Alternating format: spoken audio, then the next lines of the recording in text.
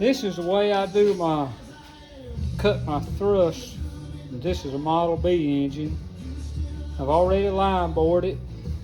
Now I'm cutting the thrust to set the end plate. So there'll be two brass washers that goes in here. So just going to show you how I cut them.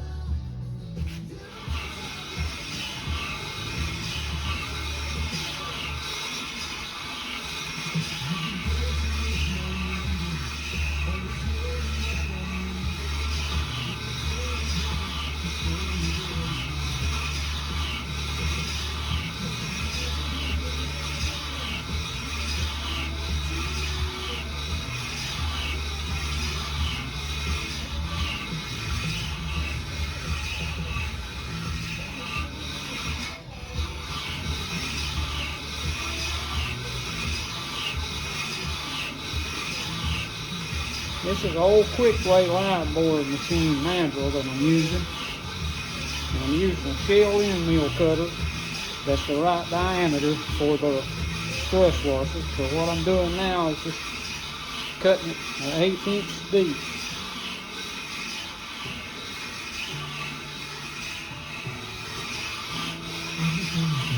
Takes a little while to do it this way, but this is the easiest way that I've found to do it. I've tried doing it on my Tobin Art line boring machine using cutters, but this is the fastest, smoothest way that I've found. You could probably set it up in a mill and do it quicker, but no longer than it takes. This is not too bad. I'm about there now.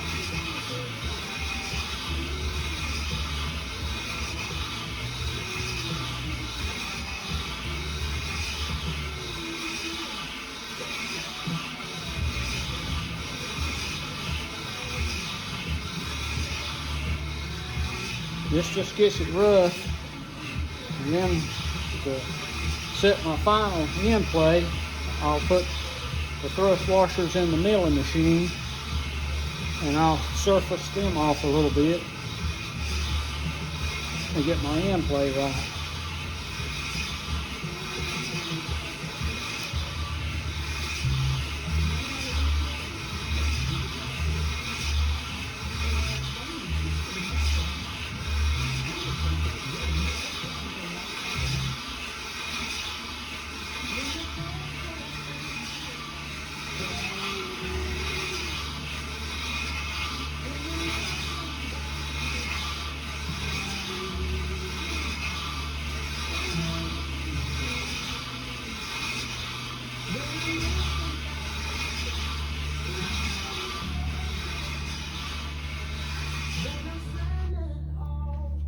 That should be pretty close. I'll measure now.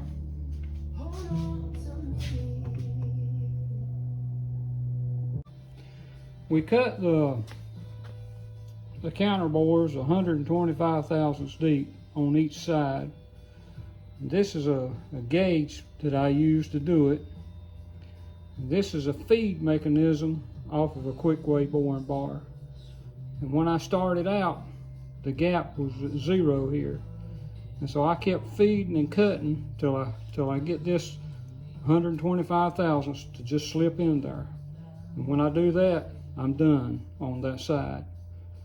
So now I'll take my cap off, and I'll get another cap just to hold my bearing down, and I'll flip all this around and I'll cut this side, but we only cut one side on this one because the bearing cap will hold it in.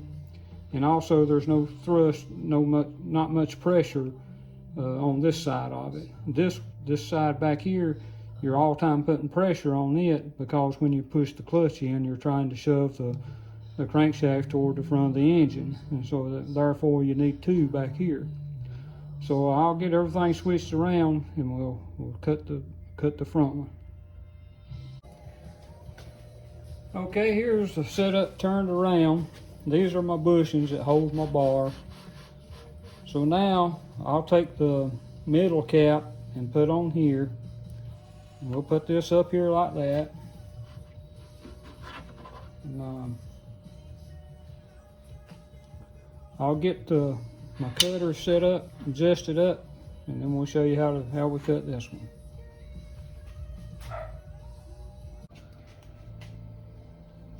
Okay, got everything switched around now, so we're going to start cutting this one side here. I took the middle cap, brought it back here just to hold my bushing and my bar down. So here we go.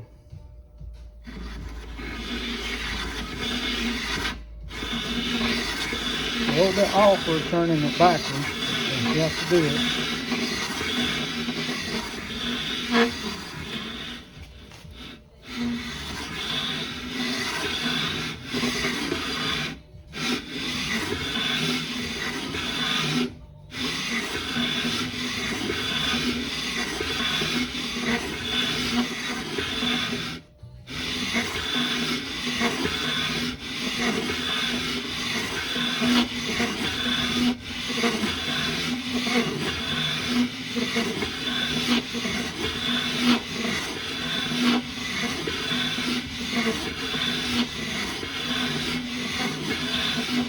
We're about halfway there now.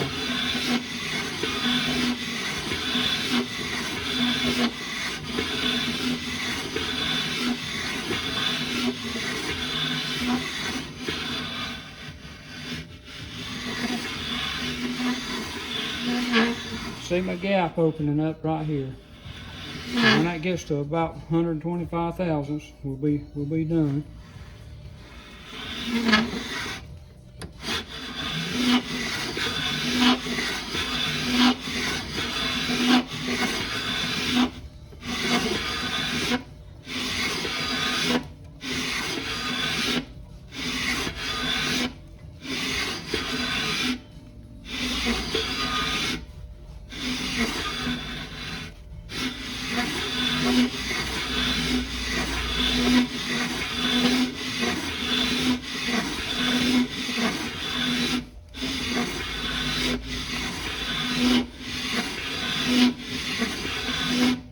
A little bit awkward feeding. I'm having to feed this with my left hand. And it's a little bit awkward with the camera here.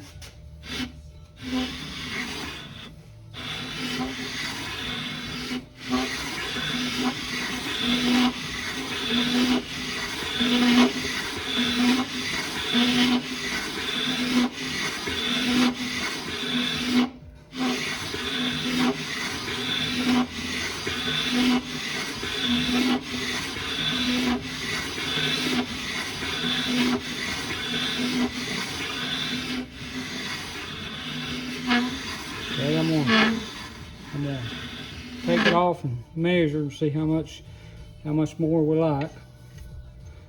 I'll loosen my feed.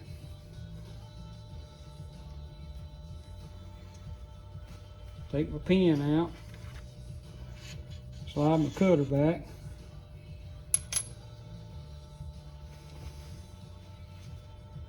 I just lay my little gauge in there. Sort of feel of it to start with. Yeah, we still like maybe about 20 thousandths.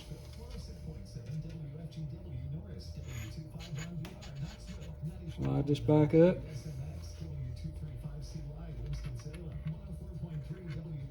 Put the pin in.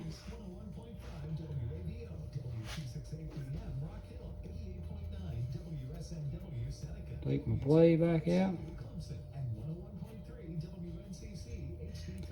You loosen this screw here and you slide this adjuster anywhere on the bar.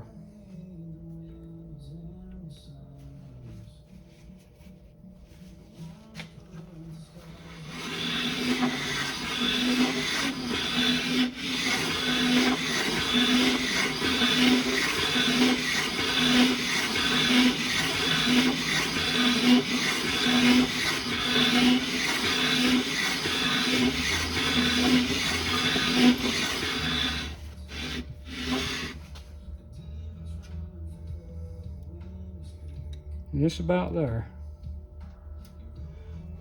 Really, you could go with that. You just have to mill more off of your thrust when you start fitting.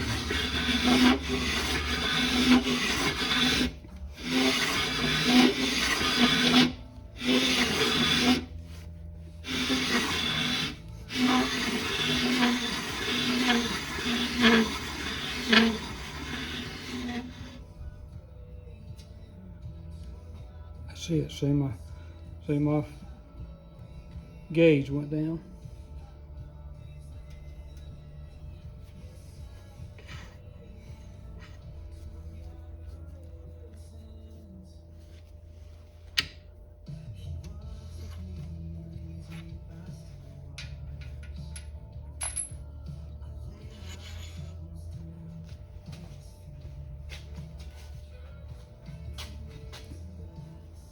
You can see where I've cut my thrust there now.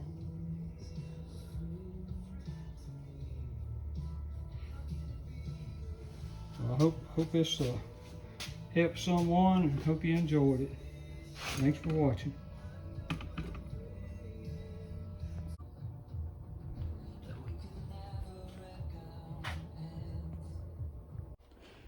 Got our thrust mill down to the right thicknesses now, and got my end play, and I always file a couple little oil grooves in here so the thrust washers can have a little oil supply.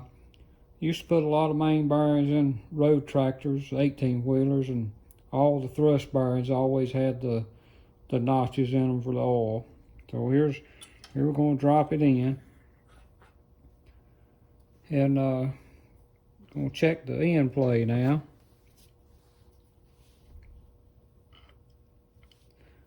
Got our zero, got it set on 0.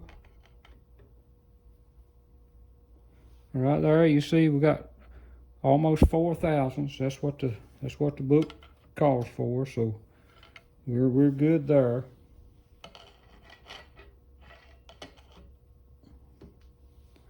So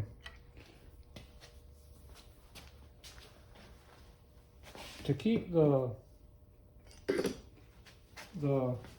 rear thrust bearing from spinning, the bearing cap holds this one in because there's only one. So when you put it on there, it holds it from spinning. But on the rear one, we drill a hole and we put a brass screw in. I've got the screw cut here for it. And then the head of that screw fits in this notch right here. And that keeps it from spinning. So I hope this video helped y'all some, if anybody's planning on putting inserts in. So thanks for watching. I have my brass screw in my cap now, so I thought I'd show you guys how it works. It just sits in that slot right there. So just drill a hole. I think it's a 832. Tapped it, screwed it in, and rounded off the head.